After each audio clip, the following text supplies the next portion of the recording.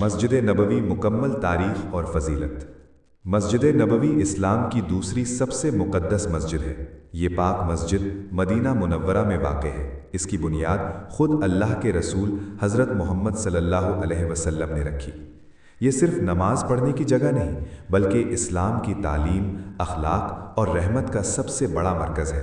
یہیں سے دین کی روشنی پوری دنیا میں پھیلی۔ تعمیر کا اتہاس۔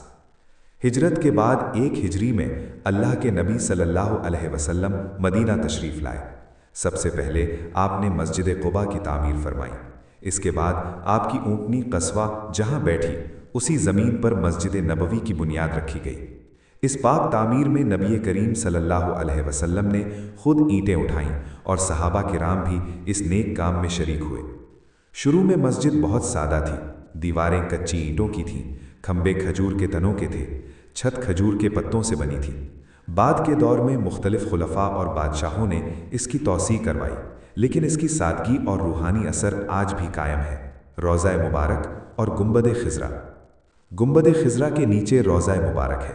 یہیں 3 عظیم ہستیاں آرام فرما رہی ہیں: حضرت محمد صلی اللہ علیہ وسلم، حضرت ابو بکر صدیق رضی اللہ عنہ، حضرت عمر فاروق رضی اللہ عنہ۔ یہاں ایک اہم بات سمجھنا ضروری ہے کہ سلام پیش کیا جاتا ہے، عبادت نہیں۔ سجدہ اور دعا صرف اللہ تعالیٰ سے کی جاتی ہے۔ ریاض الجنت۔ نبی کریم صلی اللہ علیہ وسلم نے فرمایا کہ میرے گھر اور میرے ممبر کے درمیان کی جگہ جنت کے باغوں میں سے ایک باغ ہے۔ اسی مقدس جگہ کو ریاض الجنت کہا جاتا ہے۔ یہاں 2 رکعت نفل پڑھنا بہت بڑی سعادت ہے۔ مسجد نبوی میں نماز کی فضیلت۔ اللہ کے رسول صلی اللہ علیہ وسلم کا فرمان ہے کہ میری اس مسجد میں ایک نماز دوسری مسجدوں کی 1000 نمازوں سے بہتر ہے، سوائے مسجد حرام کے۔ یہاں کی ہر نماز ثواب سے بھرپور ہے۔ دل کو سکون اور روح کو اطمینان ملتا ہے۔ اسلامی اہمیت۔ مسجد نبوی سے اسلام کی دعوت پوری دنیا میں پھیلی۔ یہیں صحابہ کرام کی تربیت ہوئی۔ قرآن اور سنت کی تعلیم کا یہی مرکز بنا۔ ادب، صبر، اخلاق اور محبت کا پیغام یہیں سے عام ہوا۔ اخلاقی پیغام۔ مسجد نبوی ہمیں سادگی سکھاتی ہے، اطاعت سکھاتی ہے، صبر اور امت سے محبت کا سبق دیتی ہے، اللہ پر مکمل بھروسہ رکھنا سکھاتی ہے۔ مسجد نبوی میں 3 صحابہ کی زیارت کا سنت طریقہ۔ یہ زیارت پوری ادب اور خاموشی کے ساتھ کی جاتی ہے۔ سب سے پہلے مسجد میں داخل ہوتے وقت یہ دعا پڑھیں: اللہم افتح لی ابواب رحمتک۔ پھر 2 رکعت تحیۃ المسجد پڑھیں، اگر ممکن ہو تو ریاض الجنت میں۔ اس کے بعد روضہ مبارک کی طرف خاموشی سے جائیں، نظر نیچی رکھیں، دھکا مکی نہ کریں۔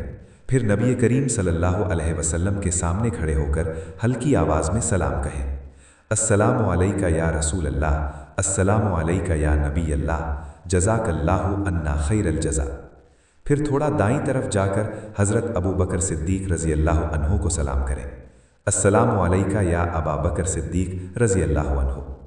پھر اور دائیں طرف جا کر حضرت عمر فاروق رضی اللہ عنہ کو سلام کریں: السلام علیکہ یا عمر بن خطاب رضی اللہ عنہ۔ اس کے بعد قبلہ کی طرف منہ کر کے اپنے لیے، اپنے والدین اور پوری امت کے لیے دعا کریں۔ دعا صرف اللہ سے کریں۔ قبر کو چھونا، چومنا یا سجدہ کرنا جائز نہیں۔ اونچی آواز اور بے ادبی سے بچیں۔ یہ زیارت ہے، عبادت نہیں۔ تینوں پاک ہستیوں کا تعارف۔ حضرت محمد صلی اللہ علیہ وسلم اللہ کے آخری نبی ہیں، پوری انسانیت کے لیے رحمت بنا کر بھیجے گئے۔ 11 ہجری میں آپ کا وصال ہوا۔ آپ کو وہیں دفن کیا گیا جہاں آپ کا وصال ہوا۔ حضرت ابو بکر صدیق رضی اللہ عنہ اسلام قبول کرنے والے پہلے مرد تھے، نبی کے سب سے قریبی دوست اور پہلے خلیفہ بنے۔ 13 ہجری میں وفات ہوئی۔ حضرت عمر فاروق رضی اللہ عنہ دوسرے خلیفہ تھے، حق اور باطل میں فرق کرنے والے تھے۔ 23 ہجری میں شہادت پائی۔ تینوں کی قبریں ایک ہی لائن میں بہت قریب ہیں۔ آگے نبی صلی اللہ علیہ وسلم، پھر ابو بکر اور پھر عمر رضی اللہ عنہ۔ سبق۔ سچی دوستی کا سبق ابو بکر سے ملتا ہے، انصاف اور ہمت کا سبق عمر سے، رحمت اور ہدایت کا سبق نبی کریم صلی اللہ علیہ وسلم سے۔ اللہ ہمیں سنت پر چلنے کی توفیق عطا فرمائے، آمین۔ اگر آپ کو یہ معلومات اچھی لگی ہوں تو دوسروں تک ضرور پہنچائیے تاکہ ثواب جاری رہے۔ اللہ ہم سب کو اس پاک جگہ کی صحیح قدر کرنے کی توفیق عطا فرمائے۔